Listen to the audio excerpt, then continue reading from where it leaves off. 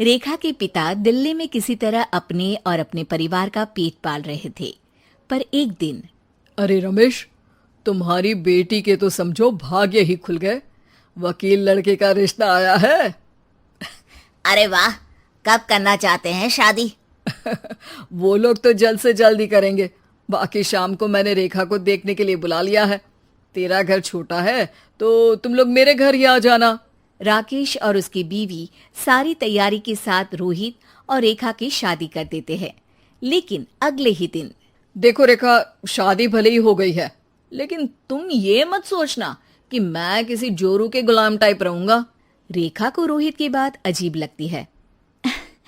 मैं ये तो सोच भी नहीं सकती और ना ही चाहती हूँ, लेकिन शादी के अगले ही दिन इस तरह की बात की उम्मीद भी नहीं थी। रोहित रेखा के मुंह से ये बात सुनकर गुस्सा हो जाता है। अरे, काफी जबान भी चला लेती हो।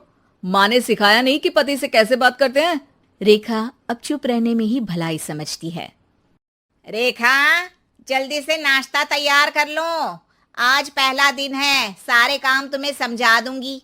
ये नौकरानी है जो तुम्हें बता देगी कि कैसे कैसे क्या करना है। फिर इसकी कल से छुट्टी है। रेखा भी ससुराल में जी जान लगाकर काम करने लगती है।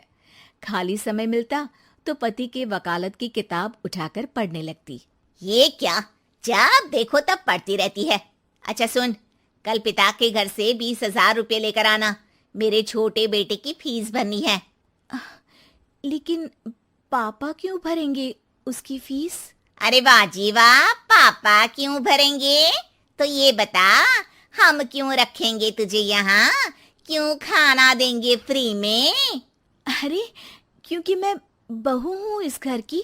तभी वहाँ रोहित आ जाता है। अरे वाह, बड़ी जबान चला रही हो।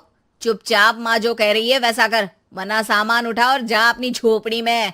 बेचारी रेखा क्या करती, पिता के घर जाती है, उनको सारा हाल बताती है।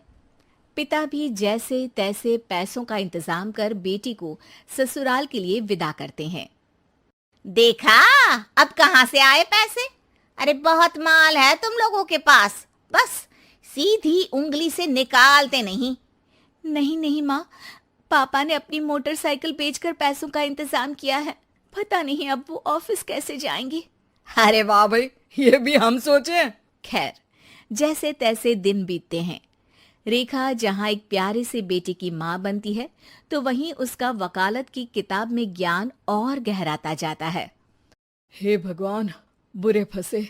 ये केस तो लगता है कि मैं हार ही जाऊंगा। देखिए, मैंने आपकी इस केस की फाइल पढ़ी थी। इस केस को जीतना बहुत ही आसान है।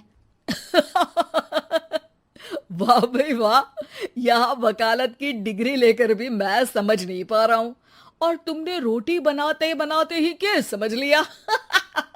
अरे जाओ जाओ, जाकर मुन्ने को संभालो।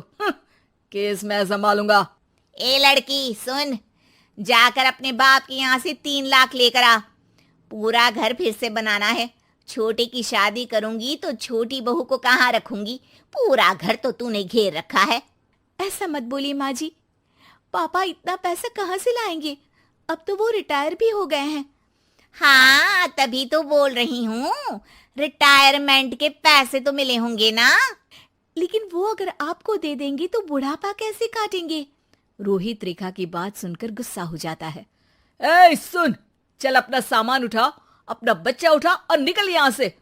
रेखा के लाख आग्रह के बाद भी रोहित और उसकी सास उसे घर में नहीं रखते। पापा, मैं तलाक चाहती हूँ। बेटा, मेरे पास वकील के पैसे नहीं है। पापा, आप मुझे वकालत करवा दीजिए, अपना केस मैं खुद लड़ूंगी। इस बार रेखा के पिता भी उसे ससुराल ना भेजकर रिटायरमेंट के पैसों से वकालत करवाते हैं। और फिर एक दिन कोर्ट के बाहर, रोहित, आज तुम अपना ही केस हार गए, वो भी उस लड़की से जिसकी तुमने कभी कदर ही नहीं की। रेखा, मुझे माफ कर दो। मैं इतनी बड़ी अमाउंट कहाँ से लाऊंगा? मैं हर महीने पैसे नहीं दे सकता तुमको। पैसे वहीं से लाना जहाँ से तुम मेरे पापा को लाने के लिए मजबूर करते थे। एक पिता अपनी बेटी की शादी उसकी खुशहाली के लिए करता है, ना कि सारी जिंदगी कर्जदार बनने के लिए। अरे, मेरे ही बेटे की किताब पढ़ पढ़ कर ज्ञान बांट रही हो। वकालत की किताब तो ससुराल में ही पड़ी थी ना। बिल्कुल, यहाँ मेरी गलती रही। जिस पैसे से मैंने इसकी शादी की थी, मुझे वो पैसे पहले इसकी पढ़ाई में लगाना चाहिए था। और आज रेखा एक जानी मानी वकील के रूप में काम कर